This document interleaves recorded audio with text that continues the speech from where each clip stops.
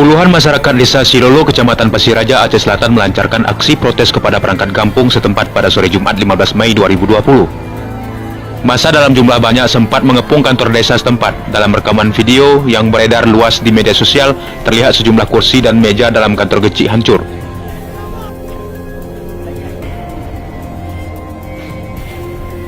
Dari rekaman video terlihat massa mengepung beberapa orang yang diduga kuat adalah perangkat kampung desa Silolo. Beruntungnya, amukan massa yang telah tersulut emosi cepat mendapat pengawalan dari aparat kepolisian dari Polsek Pasir Raja, sehingga tak sampai terjadi aksi baku hantam. Keterangan dihimpun dari berbagai sumber, aksi kericuhan ini terjadi karena masyarakat setempat merasa kecewa terhadap realisasi penyaluran bantuan sosial COVID-19 yang dinilai tak adil serta tak transparan.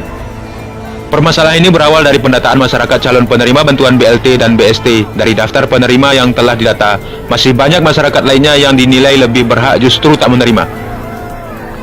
Menurut keterangan salah satu warga, seharusnya sebelum bantuan ini direalisasikan, terlebih dahulu digelar rapat di kampung untuk dijelaskan secara utuh jenis-jenis bantuan yang akan disalurkan oleh pemerintah dalam masa darurat pandemi corona, sehingga masyarakat akan menerima informasi secara utuh. Terhadap masyarakat yang tak menerima satu jenis bantuan, akan ditutupi dengan menerima bantuan jenis lainnya.